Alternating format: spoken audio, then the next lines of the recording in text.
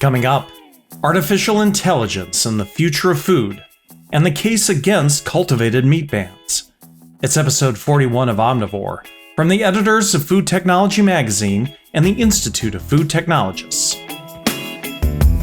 This episode of Omnivore is brought to you by Kalsec. Visit Kalsec.com to uncover new ways to create clean products that look better, taste better, and last longer, naturally, with Kalsec.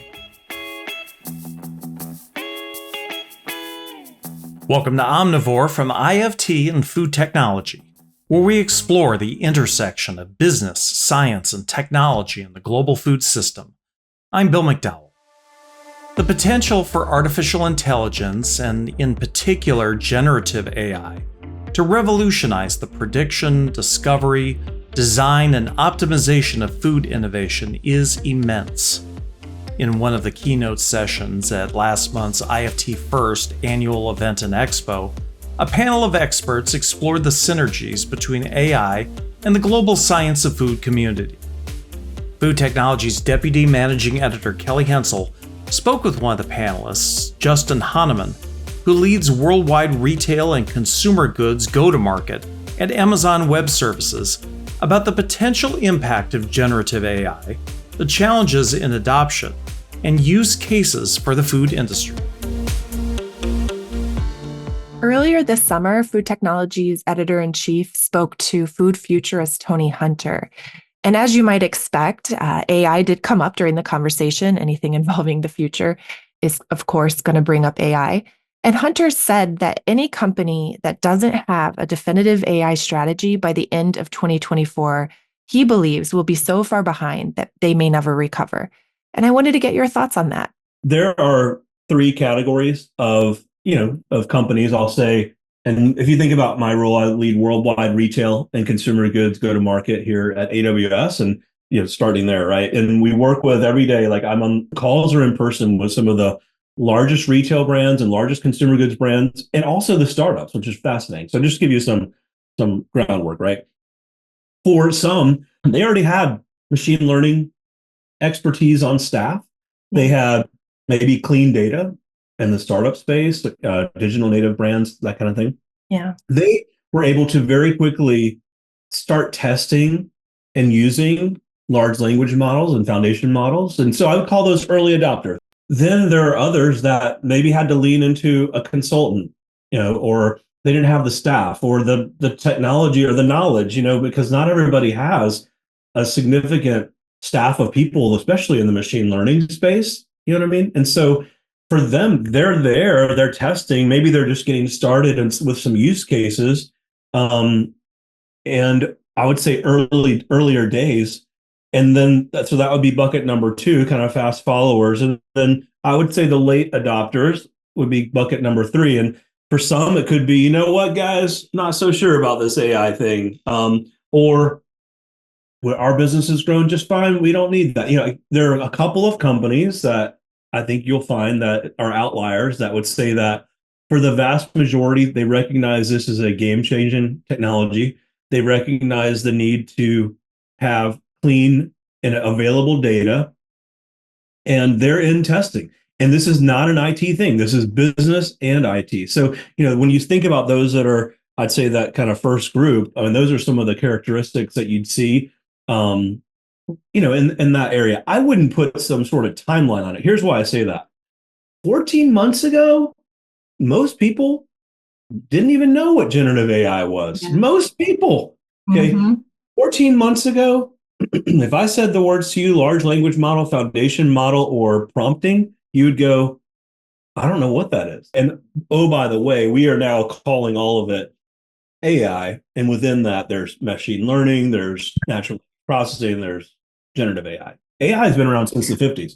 AI, which includes machine learning, by the way, it's part of that. Yeah.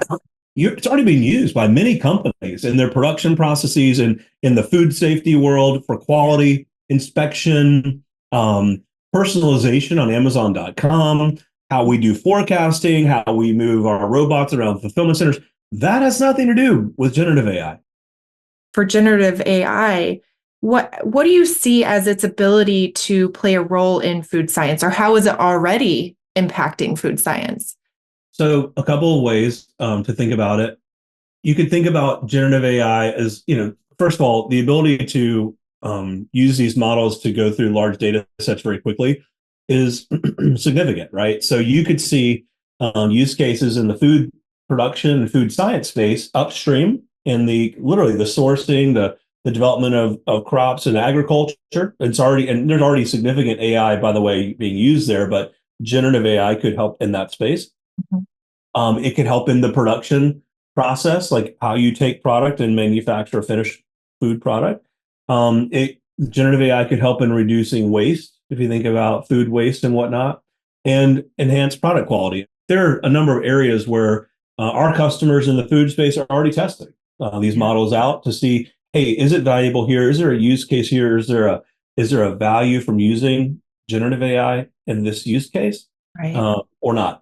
One thing I'll just clarify for you in these buckets, what we're finding, a lot of our customers, like those areas that I just mentioned, they'll have use cases, but the use cases that they develop could be solved with basic data problem, or a repair or master data management, reporting, or traditional AI. It doesn't necessarily need generative AI. And so that's the other interesting thing. We're getting a lot of customers that are defining what they think is a generative AI use case, but really it's something that could be solved with machine learning, or it's really just a problem because they can't get access to data. And that's easy for a digital native startup with one back office system. Right. Not so easy with, and you'll hear some stories with customers of ours like Kellanova. You've got various different ERP systems. You've got retail point of sale data coming in. You've got syndicated customer data. It's a challenge, right? Yeah, a considerable challenge for sure. Well, you did mention a little bit food waste, how it could kind of help there. And that's one of the issues, that companies are looking at for sustainability, right, practices. How else could AI or generative AI be utilized to kind of revolutionize sustainability for these companies? Yeah, a couple of interesting areas there. I think if you think about like food safety and traceability, right? The ability to use the AI algorithms to like look at the data from sensors, detect potential food safety issues, and or contamination and or spoilage. Like think about food quality, right? That's a significant part there. If you think about even upstream in terms of soil conditions, crop health, weather patterns, like there's a lot of different data elements that come into how you manufacture food, for example, or grow, right? The growth part, the agriculture part. This is opportunity there for optimization to reduce, resource usage as well as like increase yield. Yeah. If you think about downstream, like to the the actual consumer that's buying food, their experience in getting fresh food at the right time and where it's not spoiled. There's all kinds of ways that the AI models can help put the right product right place, depending on who's shopping a store. Yeah. From an environmental perspective, if you think about like distribution, consumption, food production, like there's a lot of areas in there for waste reduction. And so the idea here is, remember, these models can move through data very quickly and process that data very quickly and generate an output or recommendation. And so the idea is that potentially you could use your resources more affordably and more efficiently, and also reduce the amount of food waste. Yeah, I imagine that supply chain management and tracking all the way through the supply chain from the farm to the table is critical for that, right? We often say farm to fork. Yeah. For traceability. And if you're thinking about if you ever have a recall or something like that, that's the holy grail. You want to call it that? Yeah, right. Feel you have that visibility. Or I have a bag of chips here and I scan the QR code. It says where it was made. Sure. That is not very easy though. No. So the reason it's not easy is back to what we said earlier: disaggregated systems, right, that don't connect. Yeah. And also the upstream producers are often not like linked. Their systems aren't linked into like the actual manufacturer or to the retailer. And so it's not an easy proposition to do that. You can tag the packaging with where it was produced, what facility, the date, and all of that. That part is very doable. It's just when you start to get back upstream from there that becomes a challenge. So companies, on the early or the late adopter area, let's talk about them. What are their biggest challenges? Why are the barriers to them adopting, generative AI in their processes? For some, it could just be prioritization, right? Yeah. It starts with your leadership. So if your leadership decides, hey, you know what, technology is going to be a competitive advantage for us, technology is going to be an important enabler for us.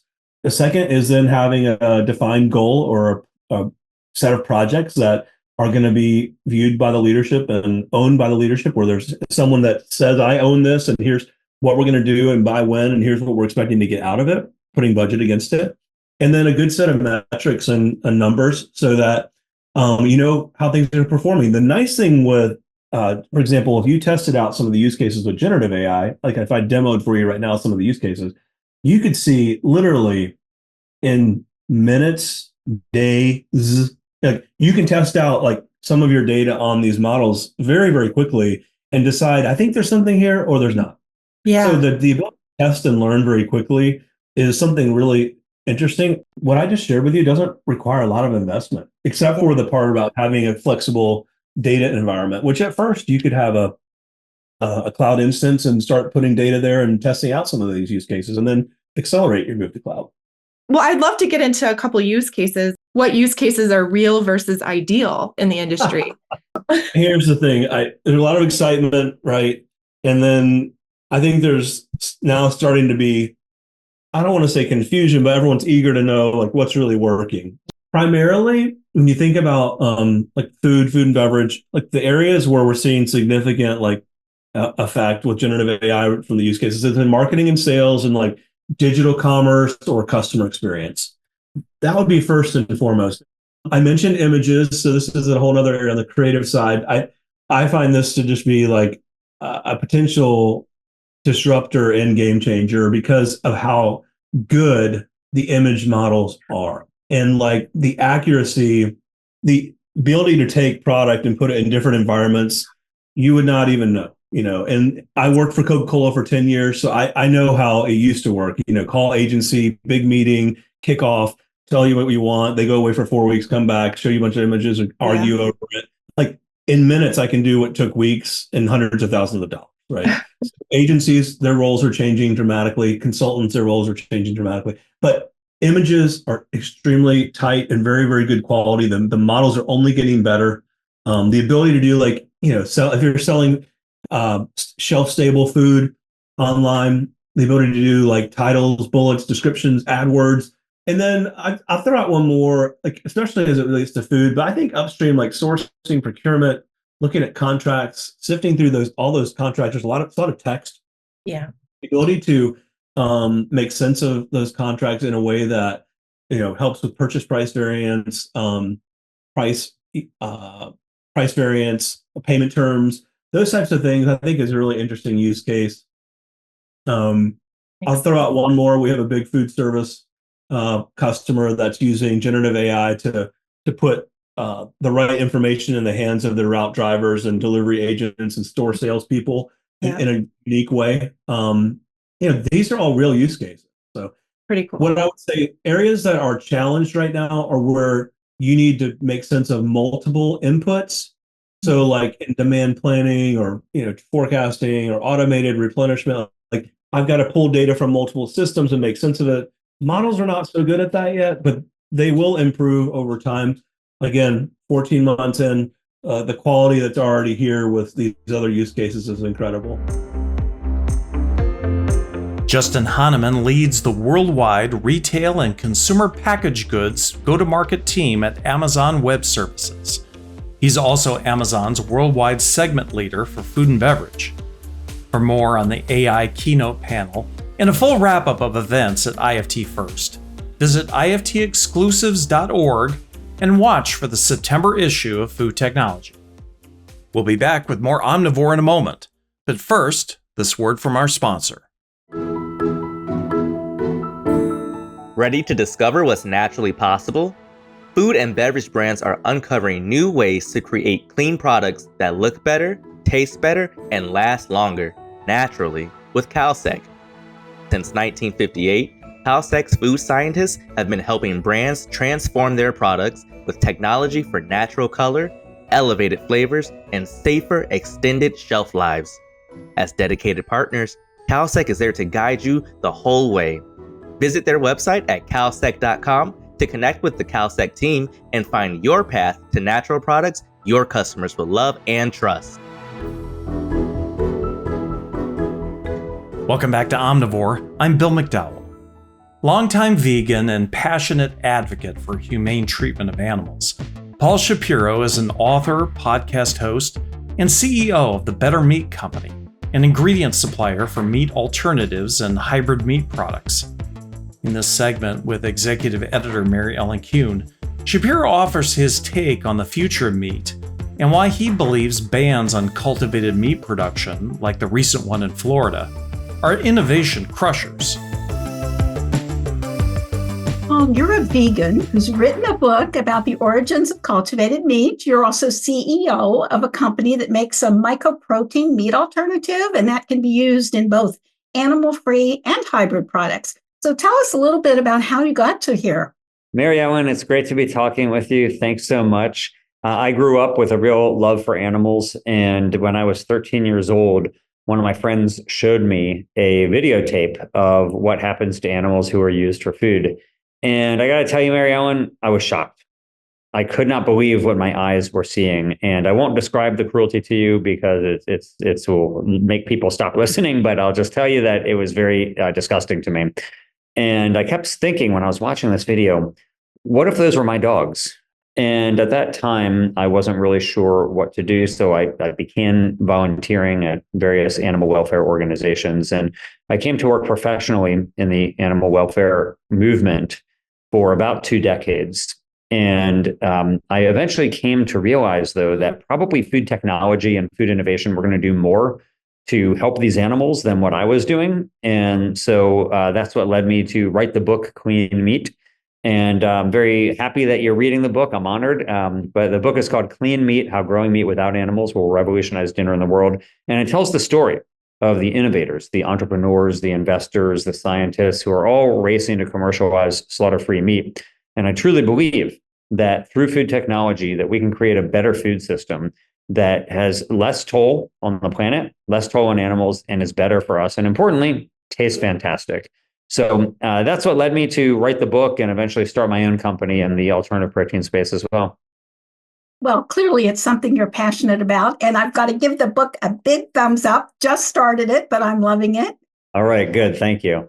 And something else you wrote that takes us to, and you wrote a really provocative opinion piece for the August issue of Food Tech, where you called out the states that are implementing these cultivated meat bans. And I wanted to talk a little bit about that and ask you what you think is motivating it. Is it more than partisan politics, for example? Is it maybe playing into that deep-seated fear a lot of folks have about science and technology and food? I don't think it's so much about partisan politics as much as it's about culture wars, which of course often are associated with partisan politics. There's obviously a phenomenon among some on the right that they want to express concern about animal-free meats. You saw this, for example, when Cracker Barrel added the Impossible sausage to its menu, and there were many people who were upset. Now, keep in mind, they didn't remove conventional sausage, right? They just added Impossible sausage for those who wanted it. And there were some who were upset. Now, most people, of course, did not care, but there were some who were clearly upset. And I think those are the people to whom some people like Governor Ron DeSantis in Florida are trying to appeal by banning the sale of cultivated meat. Now, keep in mind, they're not trying to label cultivated meat. They're not trying to warn people. They're trying to criminalize the sale of a product that is authorized for sale in the United States by the FDA and the USDA. So that is a real concern. But overall, most people, including Republicans and Democrats alike, seem pretty happy to have entrepreneurs working to improve food sustainability and food efficiency here in the United States.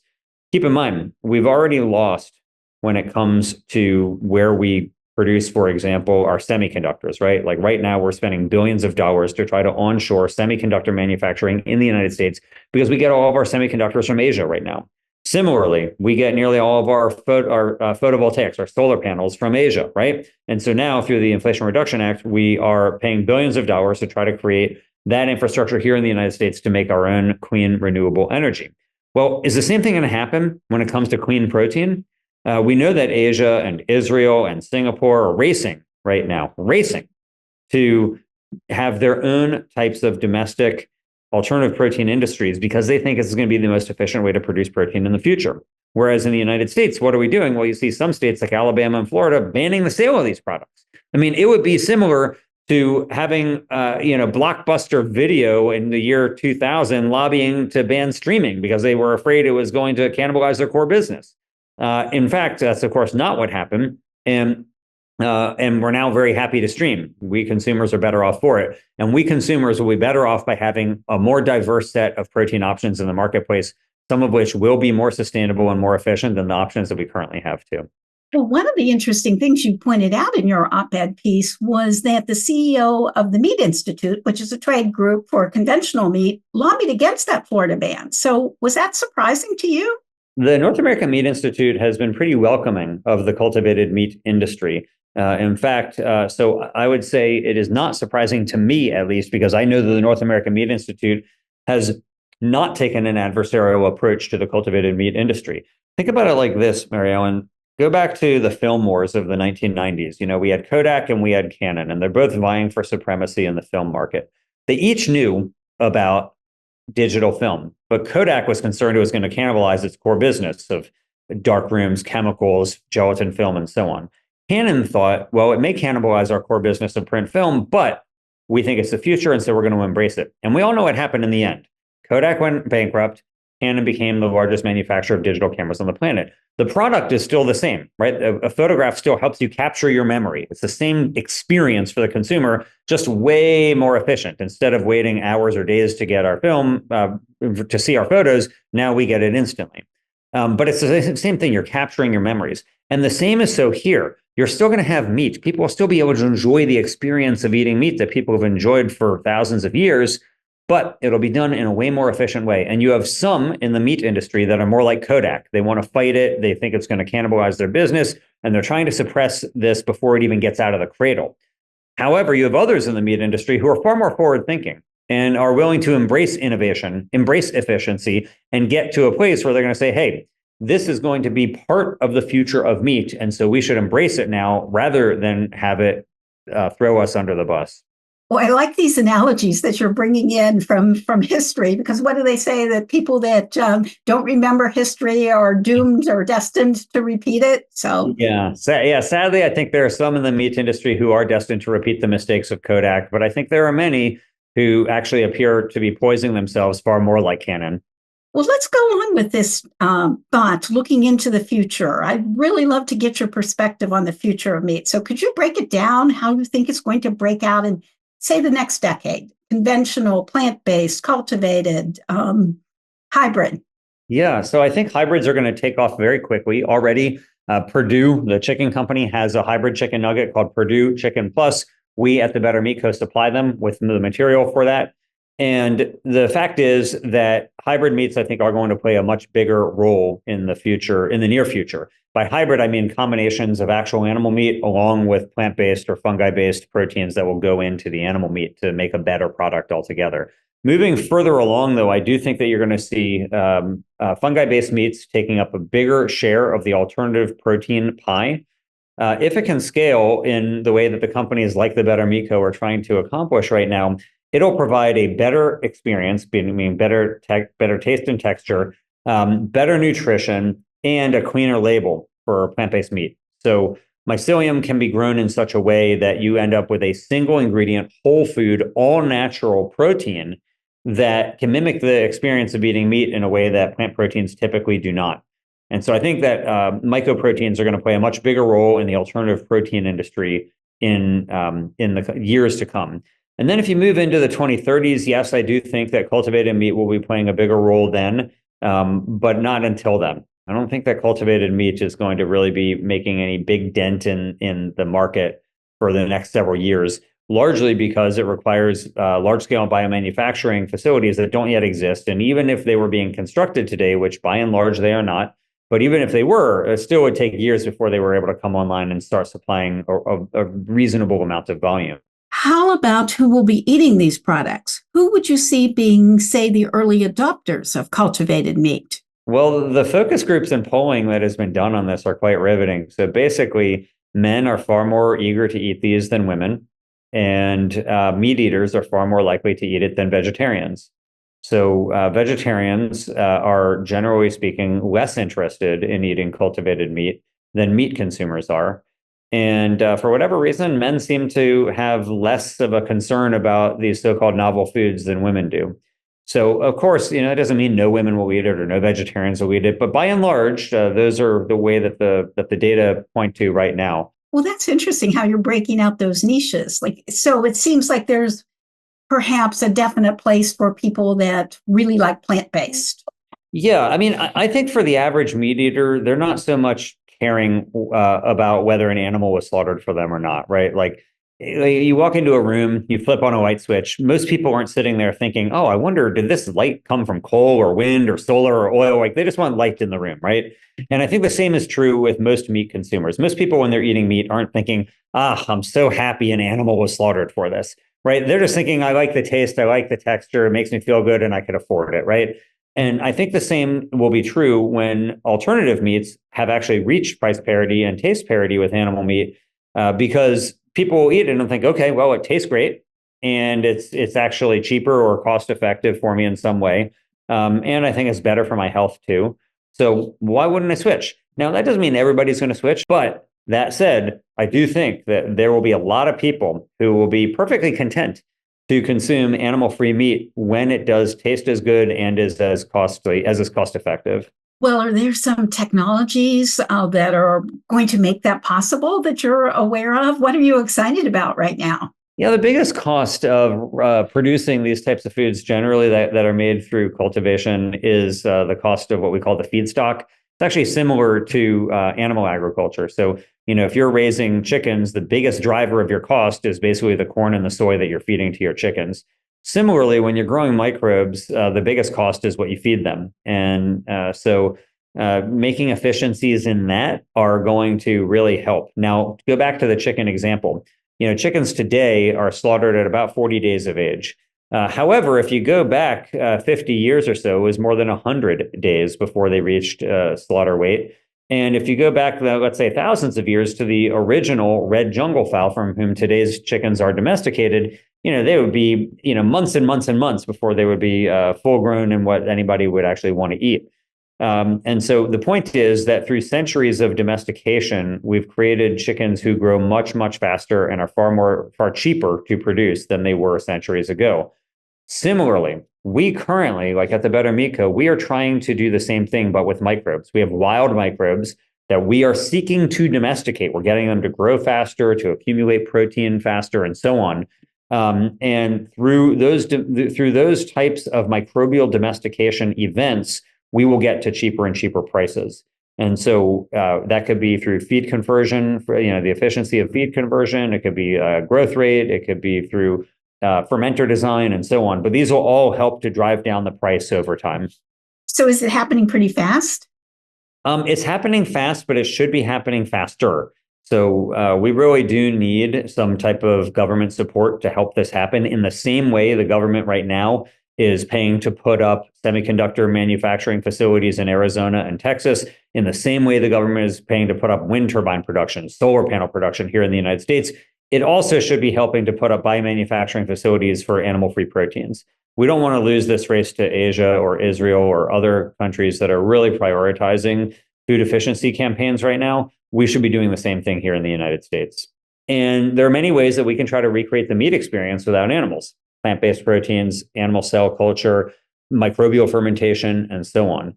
And it's imperative that the United States be a leader in this type of production so that we don't lose out in the way that we did on semiconductors and solar panels. To wrap it up, I guess, what are you most hopeful and excited about in terms of how people might be eating in the future? I'm excited about a whole lot of things, Mary Ellen. If you look at what some countries like Denmark are doing right now, where they're paying farmers to raise fewer animals, or they're even charging now a tax on cows, I actually think that is going to be part of the future, in the same way that we have to incentivize the energy industry to move away from fossil fuels. We need to incentivize the protein industry from moving away from animals.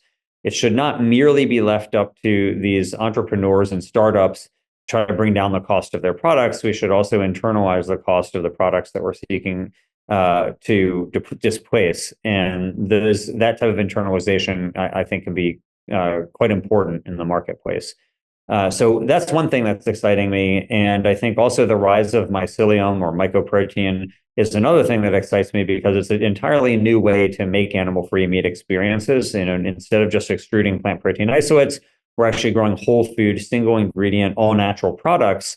And to me, I think it's going to win over a lot of consumers who will be attracted to that, and it'll be a better taste experience too. Paul Shapiro is CEO of the Better Meat Company and author of the book Clean Meat. Read his commentary about the impact of state-level bans on cultivated meat production in the August issue of Food Technology. Thank you to this episode's sponsor, Kalsec. Visit Kalsec.com. That's KALSEC.com to connect with the Kalsec team and find your path to natural products your customers will love and trust. And that wraps up this episode of Omnivore. Thanks again to all our guests and my colleagues at Food Technology. Omnivore is produced and distributed by the Institute of Food Technologists.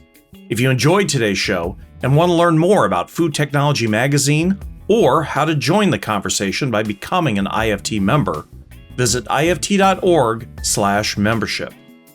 For more in-depth discussion about innovation in the science of food, check out IFT's other podcast, Side Dish, on the News and Publications page of ift.org. If you have comments or suggestions for future shows, just send us an email. The address is editors@ift.org. For the entire team at Food Technology and IFT, I'm Bill McDowell. Thanks for listening, and join us again for our next episode. This is Omnivore.